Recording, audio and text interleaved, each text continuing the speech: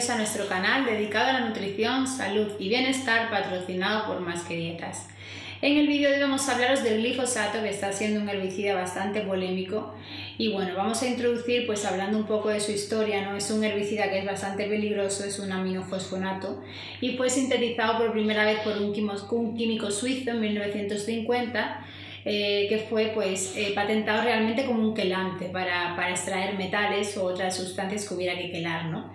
Pero luego en 1970 pues el doctor John Ed Franz, que es un químico de Monsanto, descubre que tiene propiedades herbicidas, entonces lo patenta para este uso en 1974 con el nombre de Roundup.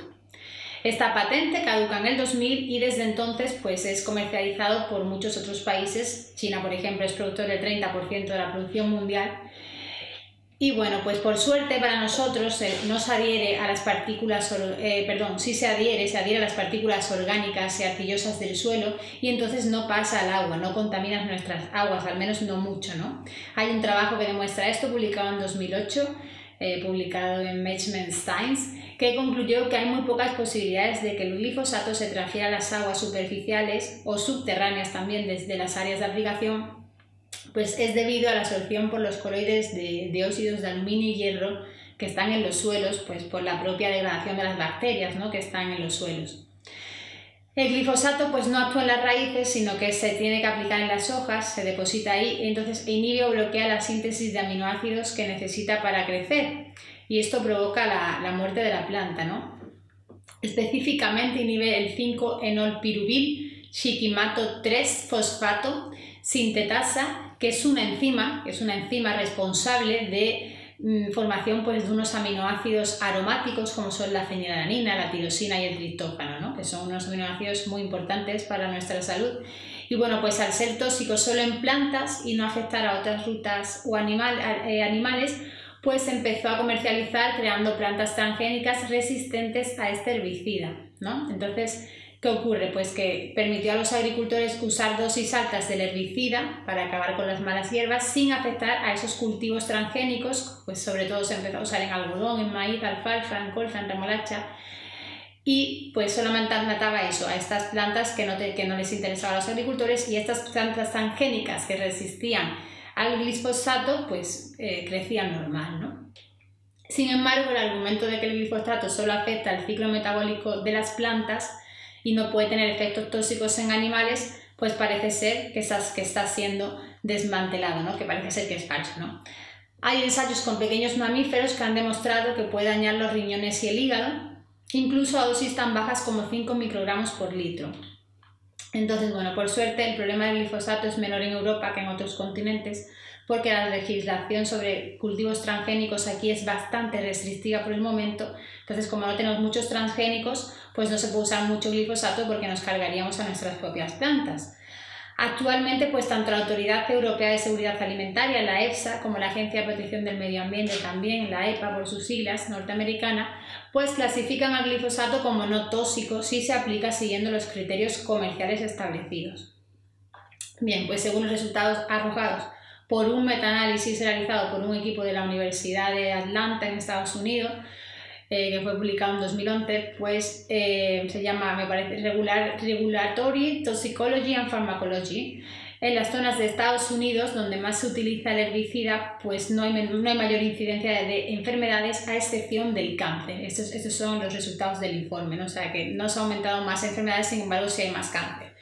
Argumentan que como el límite establecido para su ingesta para que tenga efectos secundarios es de 0,1 gramos por kilo de peso al día, pues una persona de 70 kilos puede ingerir hasta 7 gramos diarios sin que el glifosato le cause efectos nocivos. Eso es lo que argumentan, ¿no? Equivaldría a ingerir pues, las plantas que puede haber en 25 metros cuadrados del terreno tratado con glifosato, que parece pues, que es algo imposible, ¿no? Eso fue un estudio, ¿no?, que se hizo y que argumentó eso. Sin embargo, en 2015, la Agencia Internacional para la Investigación del Cáncer, la IARC por sus siglas, que es un organismo dependiente de la OMS, de la Organización Mundial de la Salud, incluyó el herbicida en el grupo 2A, en el que se hallan sustancias consideradas probablemente carcinógenas para los humanos. Está en el grupo 2A.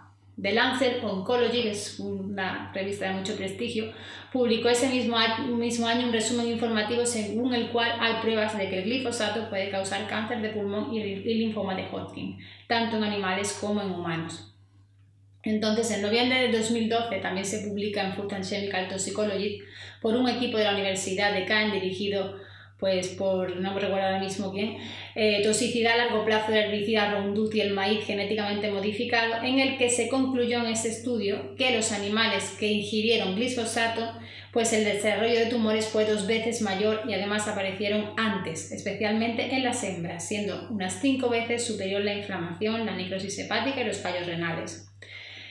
Tenemos mucho cáncer, así que pues es algo que hay que tener en cuenta, ¿no? Vamos a regular esto bien y que no nos inunden de glifosato todavía más los herbicidas, porque el cáncer viene por algo, ¿no? Está aumentando, es multifactorial, es cierto, hay muchas causas, pero otra de ellas puede ser pues este bombardeamiento químico al que estamos siendo sometidos, ¿no? Un año después, la editorial Elsevier retiró este artículo, el que acabamos de mencionaros, alegando que el estudio no cumplía los estándares científicos al basarse en un número muy pequeño de evidencias, por lo que sus observaciones no podían ser consideradas concluyentes ni evidentes. Pues no sé. Los autores no estuvieron de acuerdo, por lo que volvieron a publicar en 2014 en el Journal of Environmental Science Europe. Y bueno, pues volvieron a publicar el estudio y cabe destacar que ese estudio fue el primero en el que se siguió a los ratones durante 2 años, el equivalente a 80 años en humanos, cuando hasta entonces ninguno se prolongó más de 90 días, que es unos 10 años en humanos, y el dato fundamental es que resulta que los ratones empezaron a desarrollar los tumores más temprano, como a los 6 meses, lo que equivale a unos 20 años en humanos. Entonces, si estamos bombardeando el glifosato desde muy pequeñitos, pues empezamos a tener cáncer a los 20 años, que no es la idea.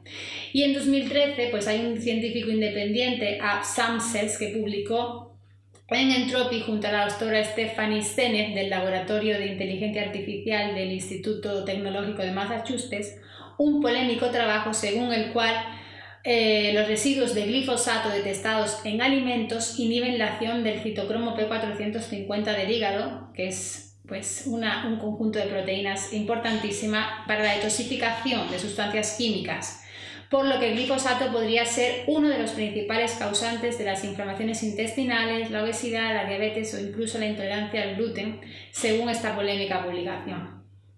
Y bueno, pues efectos sobre los receptores estrogénicos también han sido observados en 2013, por ello afectará más a las mujeres seguramente, por el equipo de Environmental Toxicology, programa de Bangkok dirigido por el Dr. Tom Kansgate y publicado en Food and Chemical Toxicology, mediante ensayos in vitro con células tumorales de mama, demostraron también que el glifosato aumentó la actividad proliferativa de estas células en cáncer de mama, que también tenemos mucho cáncer de mama actualmente. Y en fin, hay muchos más estudios. También hay un estudio de la Universidad de Buenos Aires dirigido por el Dr. Carrasco, que en 2010 publica en Chemical Research and Toxicology un trabajo en el que describen unos experimentos in vitro con distintos tipos de embriones de vertebrados.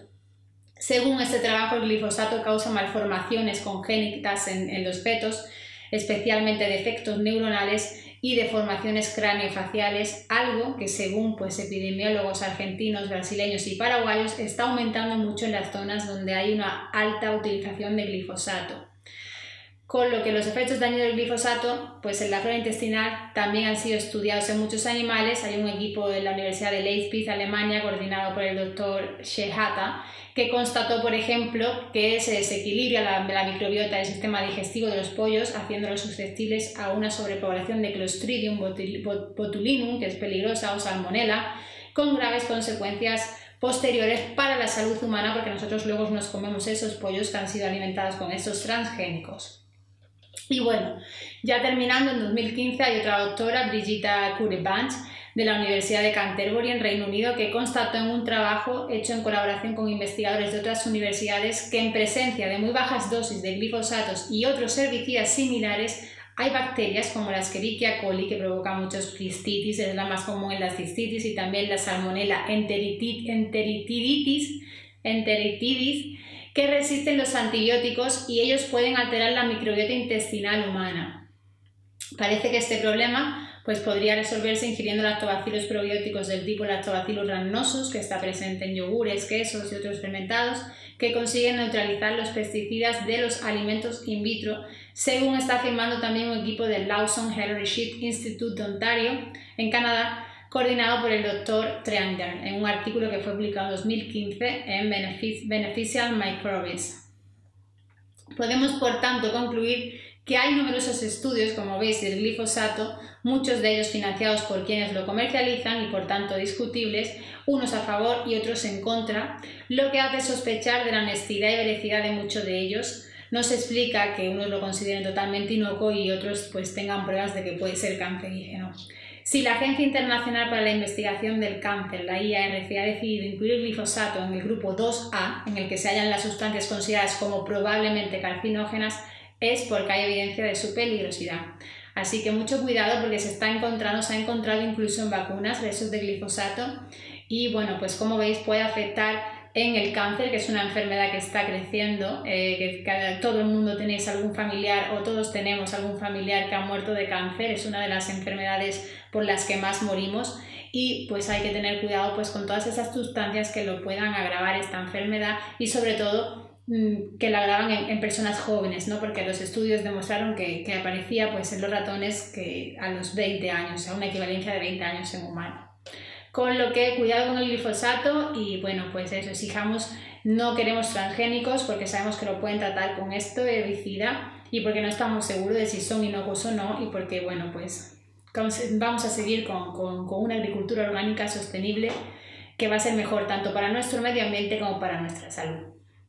Así que nada, espero que os haya gustado esta revisión bibliográfica extensa del glifosato. Quería daros pruebas de lo que hablo y bueno, pues si os ha gustado, dadle un like, compartir y nos vemos en el próximo vídeo. Gracias.